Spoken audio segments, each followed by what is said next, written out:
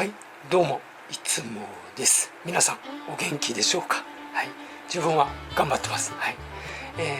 今回はですね、図形とパース機能を使って風景が簡単に、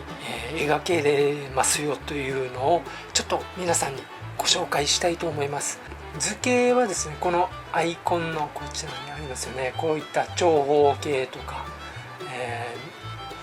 丸とかね、多角形とかやっていきましょう。はい、ですね、じゃあパースを設定しましょうね。レイヤー、メニューのレイヤーを選んで、そこの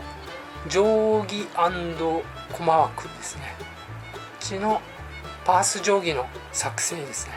これの今回は2点通し使ってみますか。で OK ってやります。はい、で今回は何をやるかと言いますと、ビルの側面といいますかね、はい、ビルの側面の窓とか簡単に描けますよというのをちょっと皆さんにちょっとご紹介したいと思います。今こうやって広げてるんですが、別にあんまり関係ないです。はい、一番大事なのはこの2つの消失点なので、だいたいこのぐらいに消失点やっていきましょう。次にレイヤーのこちらのレイヤーがあるところがありますよね。こちらにベクターレイヤーを設定しましょうね。ベクターレイヤー、ラスターレイヤーはちょっと消しておきましょうね。間違えるとあれなので、ベクターレイヤーはね、皆さんご存知、ベクターレイヤー用の消しゴムがありますので、それで、消す作業とか楽になりますので、はい、一応グリッドも表示させておきましょうね。グリッドを表示すると楽なので、はい、この操作をクリックしてオブジェクトを選んで、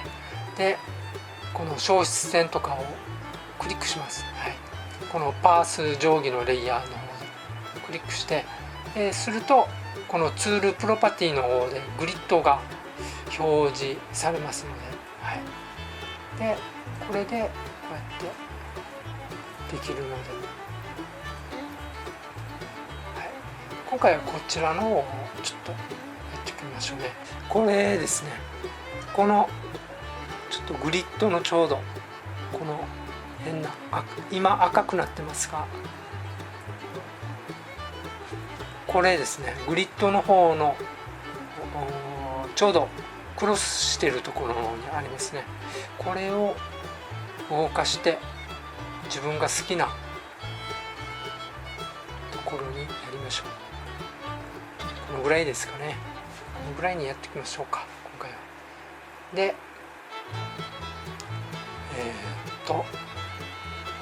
ベクターレイヤーに、ベクターレイヤーを選んでいる状態にして、で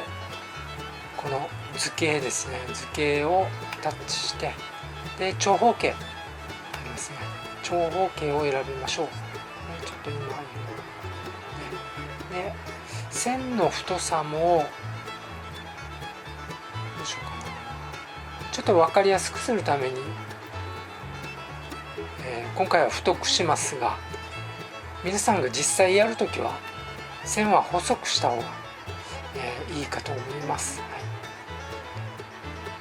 はい、はい、今ちょっとグリッドを消しました。ちょっと分かりやすくするために。はい、で、これは2点通しなので、消失線が2つありますよね。はい、消失線が2つありますよね。なので図形を使って、引くと図形にもちゃんとパースが遠近法がつくんですね。こうやって、はい、つくんです。でこれをやってる時に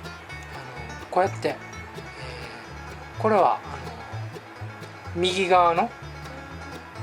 消失線に向かって線が引かれているような状態なんですね。でまたいろいろカーソルを動かすとここうやって左側の消失点に向かって長方形を描けれるようになるんですね。これを自分でちょっと調整するのがちょっと紛らわしい時もあるんですけど、ちょっとね紛らわしいって思う時は操作をタッチしてオブジェクトをタッチして、でこちらのまた消失点を触れますよね。すると右側の消失点とか左側の消失点とかのこうやってありますよね、丸って。それをそちらの消失点に向けて線を引けないような状態にすればいいので、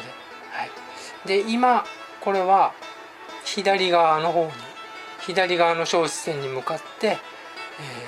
四角形を描いた状態だったので、今度は右側の方に描けれるようにしましょうか。なので左側の消失点のこれを、丸に斜め線みたいな感じになってるんですけど、こうやって、線が引けないような状態にします。なので今は右側の消失点に向かってしか、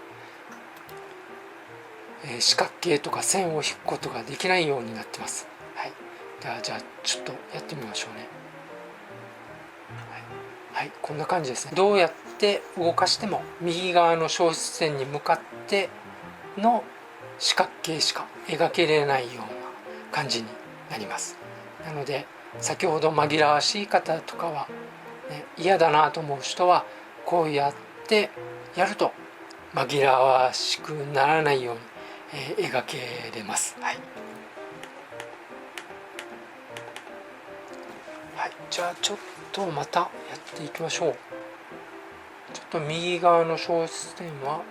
止めといて、で四角形をやりましょう。大体ここぐらいからかな。でちょっとこれではグリッドがあまりにもちょっと大きいので、グリッドの大きさをちょっと小さくしましょうね。でこちらのグリッドサイズっていうところをちょっと触って、大体このぐらいかな、 3.0 にしてますね。はい、このぐらいにして、で窓を描いていきましょう。ちょっと待ってください。OK。 でまたあれでしたらちょっと間違わないようにまたベクターレイヤーを作って、窓用のベクターレイヤーを作って、で窓を描いていきましょうか。でまた図形やって、でちょっとだけ、細さを変えましょうね。グリッドのマスをちょっと、目安にして窓を描いていきましょうか、ね、このぐらいがいいかな。ちょんとまたちょっと、2つほどグリッドを2つほど開けて、また窓を3つだからこのぐらいですね。でまた2つほど開けて3つ、はい、2つを開けて3つ。ちょっと寸法が合わなかったですね。ちょっとじゃあこの線を消しましょうね。で消しゴムのベクター用消しゴムでこちらをパッと全部消えますね。四角形で一辺で線を引いた場合はベクター用の消しゴムで消すと四角形全体が消えてしまうので注意してください。自分も今知りました。はい、なのでその場合はざっくり消しゴムで消せばいいので大丈夫です。はい、グリッドを目安にやってるので簡単に、描くことができます。はい、そしてですね、またちょっとね窓がちょっと単調だなって思う時がありますよね。でその時またこの中に、また四角形を足せばいいので、普通の家の窓ガラスみたいに2枚あるような感じで描こうとすればいいかなって。で今回この今グリッドを使ってるので、グリッドに沿ってしか、こうやって線を引くことができないんですね。丸いやつがあるところのマークをクリックします。するとツールプロパティの方にまたグリッドの、表示が出ますので、こちらをタッチしてグリッドを消します。すると、ベクターレイヤーに戻ってで図形を選んで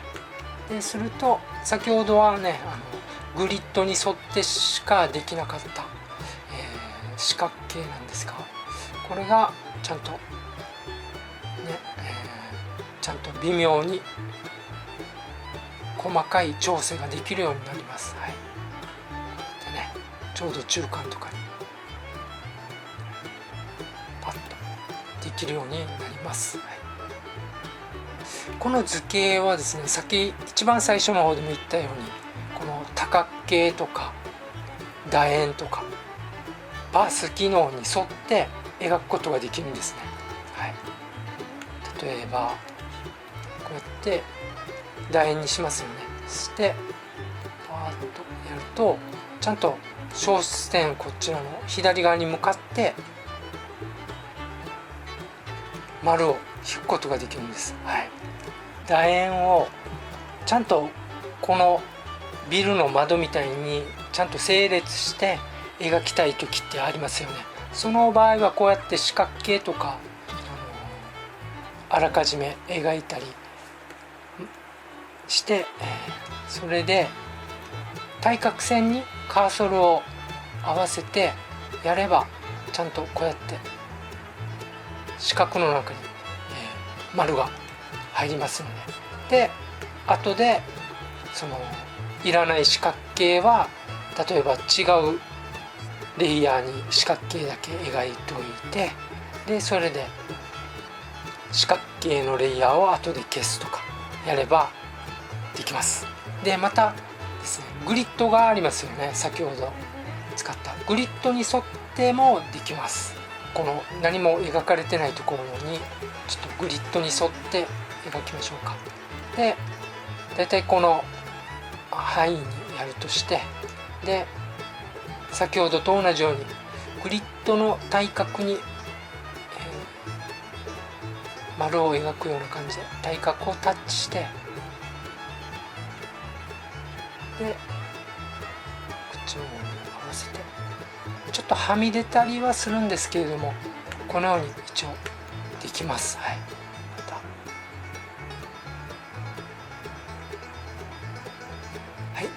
ですね、このようにちょっと丸を、奥行きがあるように描きたい場合はですね、とっても簡単なんですけれども、簡単な説明なんですが、例えばこれみたいに下側の方に